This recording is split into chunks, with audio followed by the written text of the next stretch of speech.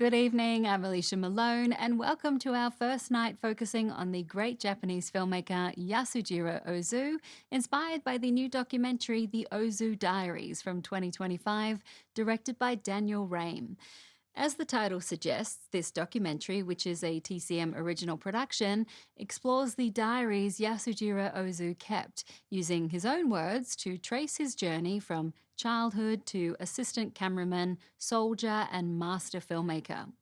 Throughout, we see archival footage, including home movies and previously unseen photographs, offering a glimpse into Ozu's private life.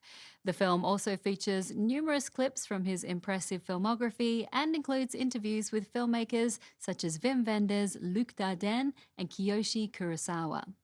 Daniel Raim is an Academy Award nominated filmmaker who has created several wonderful movie focused documentaries, including The Man on Lincoln's Nose about production designer Robert F. Boyle, Fiddler's Journey to the Big Screen about the making of the film adaptation of Fiddler on the Roof, countless features for Criterion, and Image Makers, The Adventures of America's Pioneer Cinematographers with TCM. For the Ozu Diaries, in addition to TCM, Raim worked with Shochiku Studios in Japan, Ozu's home studio. In his director's statement, Daniel Raim explained that he came up with this idea while making a feature for Criterion called In Search of Ozu, and he decided to create a documentary that would explore the person behind the movies. It wasn't always easy, as Ozu experienced difficult wartime moments that changed him, but as Raim said, this is an attempt to sit with him across time, to understand his pain, his joy, his contradictions, and his singular way of seeing the world.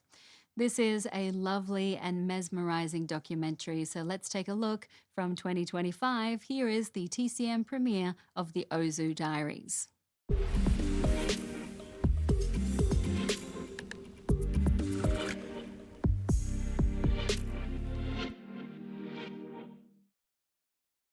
Over the years, Yasujiro Ozu has become a mythical figure of sorts. His movies are studied closely, his style examined and copied, but in hearing his personal experiences through his own words, the Ozu Diaries manages to humanize the master director and add a new layer to the films we've all seen and loved.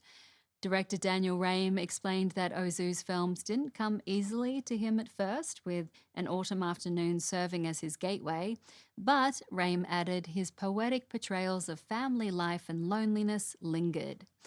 After Ozu's death in 1963, 32 personal diaries were discovered, in which Ozu wrote about everything from his favorite foods to how much he loved Hollywood films like Scarface and It Happened One Night. He also kept notebooks during his time as a soldier, which were much more somber.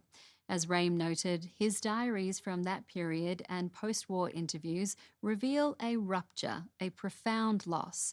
And yet, in the decades that followed, he created some of the most tender, humorous, formally playful, and emotionally resonant films in cinema.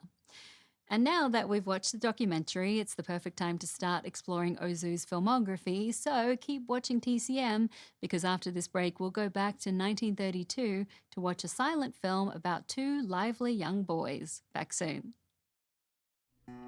Next on TCM, I was born but then the only son, and later the Ozu Diaries. Turn the page with TCM tonight.